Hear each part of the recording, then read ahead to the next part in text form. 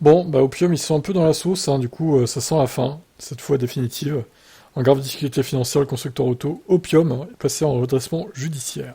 En parallèle, Opium a signé un nouvel accord avec son partenaire Atlas Special Opportunities pour financer son activité sur les 12 prochains mois.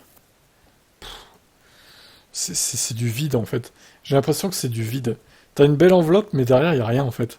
Rien ne se passe. Donc Opium, hein, pour ceux qui n'ont pas suivi, c'est... Il comptait produire une voiture de luxe à plus de 100 000 euros, hydrogène. Il avait présenté il y a quelques années, bon, bah, du coup, ça se fera pas, hein.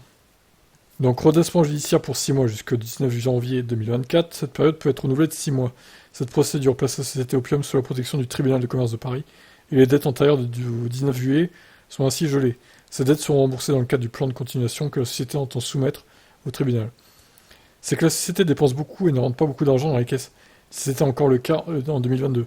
Les charges d'exploitation sont en effet pris, ont en effet pris une trajectoire inquiétante, pour bondir de 9,4 millions d'euros en 2021 et atteindre ainsi 24,9 millions d'euros l'an passé. À côté, la start-up n'a toujours pas dégagé au moindre euro de chiffre d'affaires. Le bilan de la société témoigne des difficultés rencontrées par Opium. Au 31 décembre 2022, le groupe affiche des capitaux propres négatifs de 10,4 millions d'euros et une trésorerie de moins 1,3 million d'euros, contre respectivement 9,3 millions d'euros et 4,9 millions d'euros au titre de l'exercice précédent. Dans cette situation financière précaire, le groupe avait ainsi mis en place en septembre 2022 un financement sous forme d'obligations convertibles en actions. Bon, après, voilà, c'est assez technique, hein. Dans le communiqué publié à ce jour, Opium rappelle à ce titre que les actionnaires sont donc susceptibles de subir une perte de leur capital investi en raison d'une diminution significative de la valeur de l'action de la société.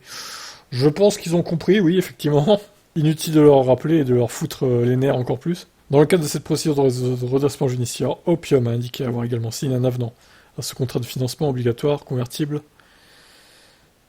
conclu avec son partenaire financier. Cet avenant porte donc le montant nominal brut maximum de la ligne de financement à hauteur de 25 millions d'euros, soit une capacité de tirage supplémentaire d'un montant de 3,5 millions d'euros, qui s'ajoute aux 10 non encore utilisés par le constructeur automobile.